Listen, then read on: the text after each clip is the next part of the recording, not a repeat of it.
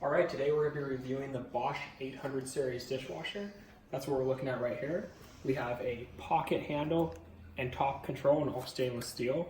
Now, interestingly enough, the Bosch also comes in a 100, a 300, a 500, and 800 series. You're looking at the 800 series. It has better washing reviews than the 300 and the 500. A little worse drying reviews, but actually it's a bit quieter. This is rated at 42 dBAs. You can also get this same model in a 39 dBA version. So let's open it up. Let's see what we got going on here. Up top, you see the top controls.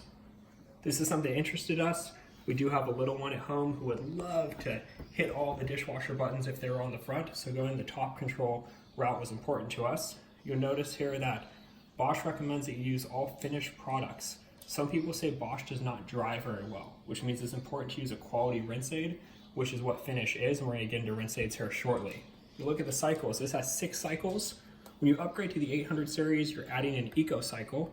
You are also getting the delicate cycle, which is an upgrade from the 300 series, which has outstanding consumer report reviews. Let's open it up here. You'll see it's an all stainless steel interior. That's because it uses condensation drying. This is a 3-rack system.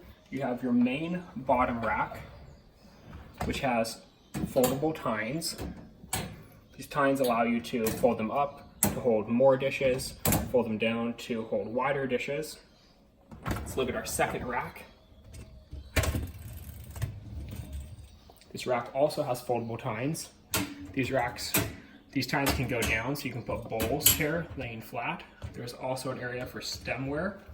If these were to fold down, your wine glasses can go right here. You can also put spatulas or other items on this. I want to point out here, this is a ball bearing slide. This is called the Easy Glide system. This is only available on the 800 model or up. This also has what's called the Rackmatic. Bosch came out with this. This is on all of their dishwashers. It means that the top rack is adjustable. Here's the lower setting, so if you need to hold something that's a little bit bigger, then it can come up to a medium setting and all the way up to a high setting. I want to point out that when you compare this to the Kitchenaid version, the Kitchenaid is a much tighter sliding system, much better racking system, but once you look on consumer reports, the Kitchenaid is ranked at a 64, whereas this is ranked at a 79. The 300 series is actually all the way up to an 85. Let's look at the third rack here. This rack is called the flexible rack. It comes in a standard rack, which looks just like a flat rack where you can put different silverware or utensils, small cups. This is called the flexible rack because it has wings. You notice they fold down. So if we look at it from this side, you'll see they actually fold down, which allows you to hold a larger object, such as a little egg dish.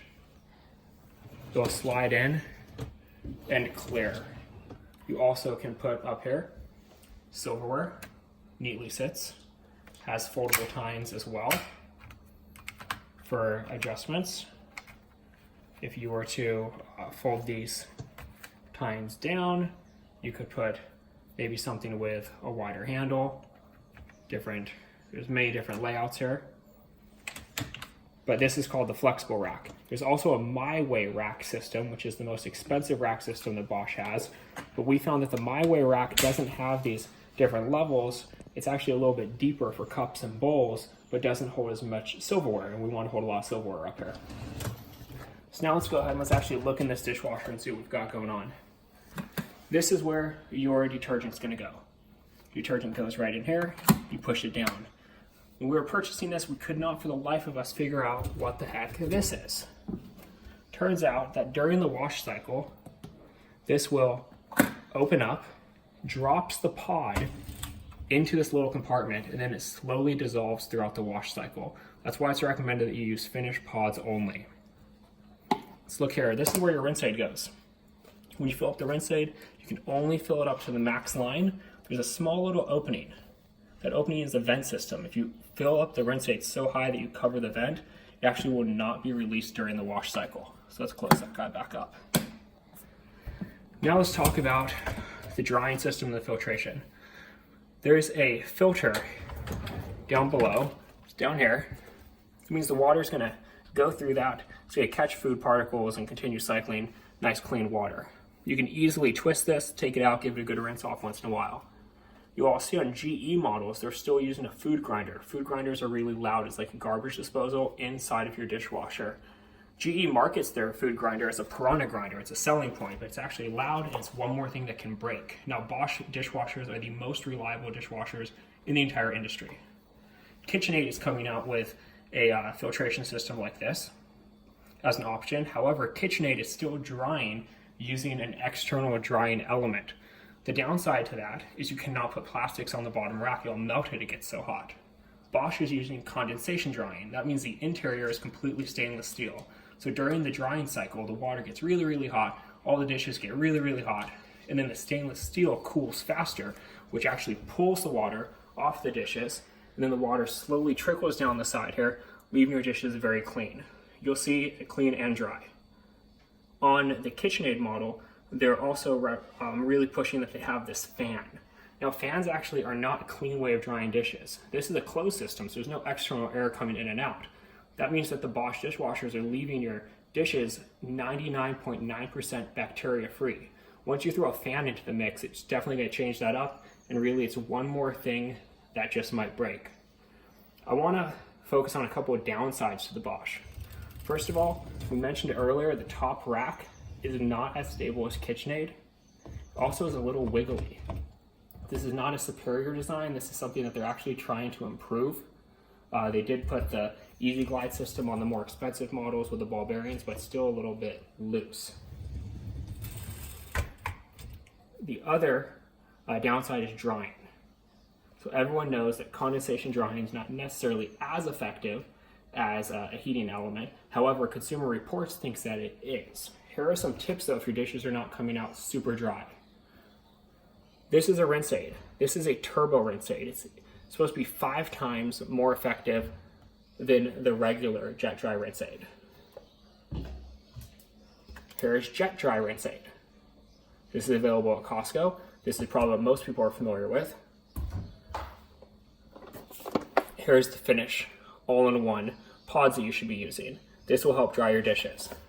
Also, because it's condensation drying, that means if you put in plastics, it's important to stagger plastics with regular dishes. Now, during the drying cycle, the dish is going to pull off the water faster than the water evaporates off the plastic. That will help. Then the stainless steel is going to pull the water off your dish, which is going to leave your dishes dry. If it's still not working that well, you can focus on leaving things at an angle so the water runs out of the edges, such as this.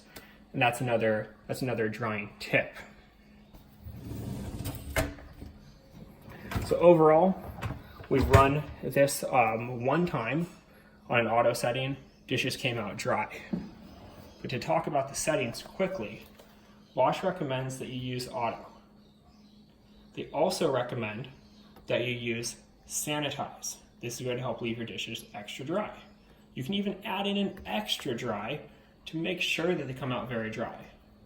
The 800 and the 300 series have what's called a speed 60. This is for normally soiled dishes. You've just eaten dinner, it's a normal soil. You put them in here, run speed 60, they're going to come out clean. You can also add in sanitize or extra dry to this. There's an eco cycle on the 800. Eco is going to use lower water temperatures, shorter wash times.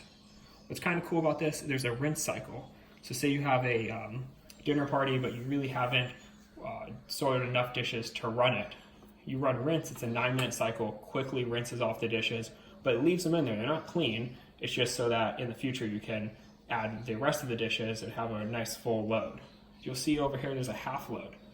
Half load means you can put about half the dishes into the dishwasher and run it. If you're looking at a KitchenAid or a GE model, they're going to have half load and upper rack, lower rack. That's kind of interesting to run the upper rack or lower rack only, but according to Consumer Reports, it's no better than this cycle.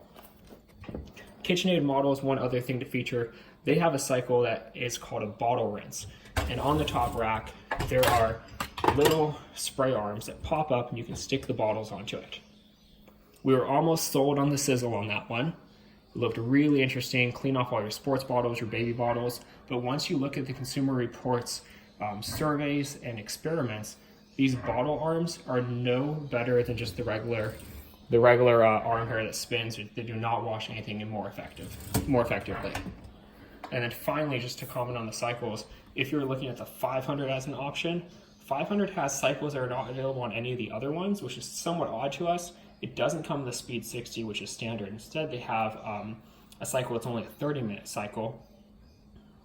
It also isn't going to give you a delicate cycle, which is something that the 800 gives you. So overall, really great dishwasher.